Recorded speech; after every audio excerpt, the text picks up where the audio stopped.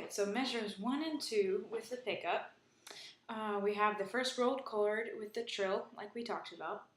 And we begin with a mezzo forte dynamic, and by the end, right after the rolled chord, it has a decrescendo. So make sure you get all those things like this.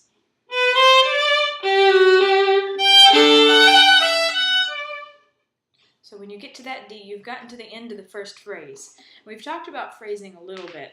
It's just the groupings of notes that in that one group is one idea, and then it progresses to another idea. Even though it still might be on the same line of music, or it still might be in the same section, it's the phrase is just one idea of music. So that's the first phrase, and it'll be followed by the second phrase, which is similar to it.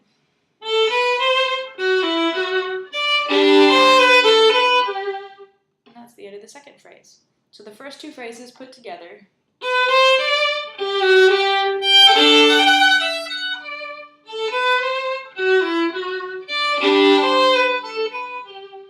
And you decrescendo again at the end of the second phrase. So those are the first two phrases which make up the first line, all except for the last two notes. Okay, so this is measures 5 through 8 with the two-note pickup from the first line.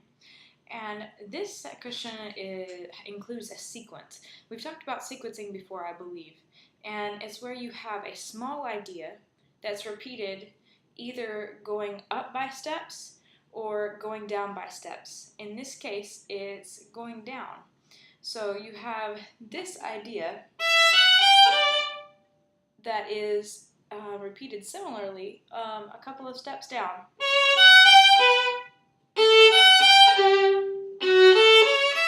So it's a similar idea that has 4 main steps like that. And as the sequence progresses, you want to make sure you're crescendo. So put together, it sounds like this.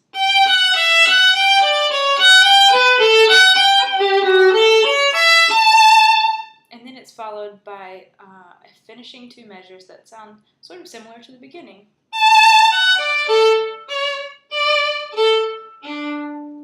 Now there's a few interesting things about the last 2 measures. It crescendos back up to mezzo forte. It has a decrescendo to piano, so that's a pretty big dynamic change that you're looking for. But probably the most difficult thing is that it has 2 hooked notes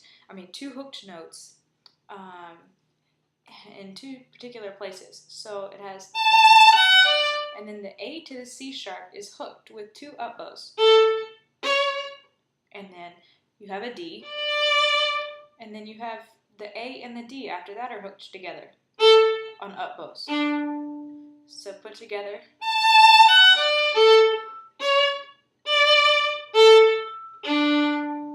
And you'll notice that each one of the notes has a little bit of bite. So the dots, if you're looking at your music, the dots under each note just mean staccato.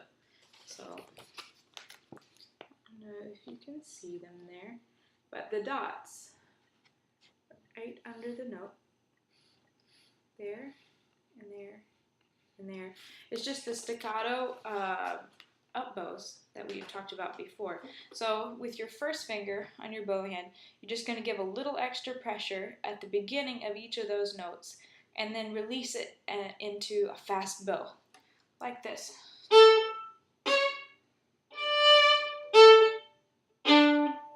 So I'll give you a little extra view on that. Okay? So, again, it's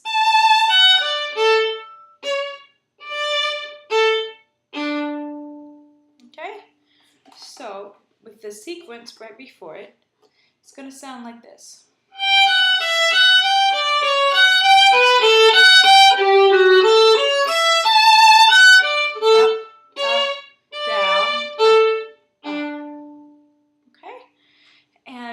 Crescendoing during the sequence, the main way that we want to affect the crescendo here is by lots more bow as it goes along. So you start with a little bit of bow, then a little bit of more bow on the next one in the sequence, and then a little bit more, and then a little bit more till you're using a lot of the bow at the end. So one more time.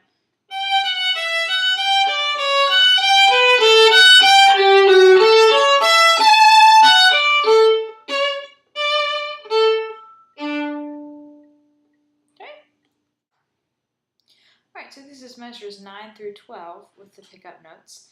And the main thing to remember here is that there's a lot of string changes, so you'll have to be very, very ready and agile with your elbow.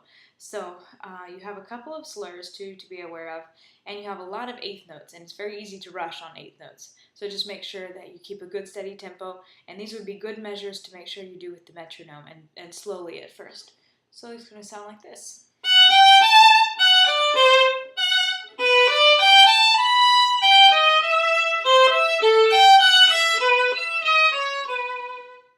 And those last 5 notes are on a decrescendo to a piano, as you can see in your music.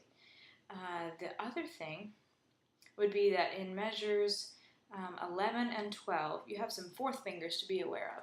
So you're going to want to do the E with a fourth finger at the beginning of measure 11 instead of an open E. So that would look like this. So you're going to have a high 3, and the fourth finger will go right down beside it. Make sure that it's good and close, and that your third finger is coming from this position enough rather than that position, so that your fourth finger can be very close, because this is a D sharp instead of a D. So it's a high 3, and the fourth finger will go right beside it. Okay, so. And then the next note you go to a C.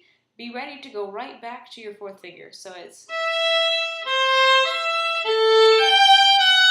And then this can be an open. But then, after this B, you're going to want to be ready for a fourth finger E again. So all put together again, so it makes sense. High 3, fourth finger, fourth finger,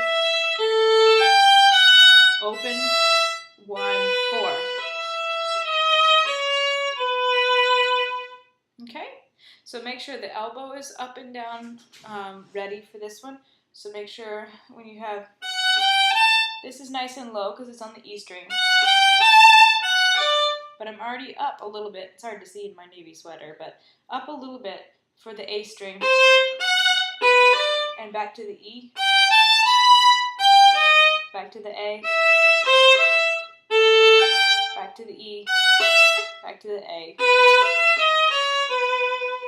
Okay, so it's not a lot. Just make sure that your elbow is sort of in a middle position so that it can go back and forth quickly as it gets faster. Okay? But do practice this one slowly with the metronome quite a bit before you try to speed it up. Make sure your eighth notes are nice and even.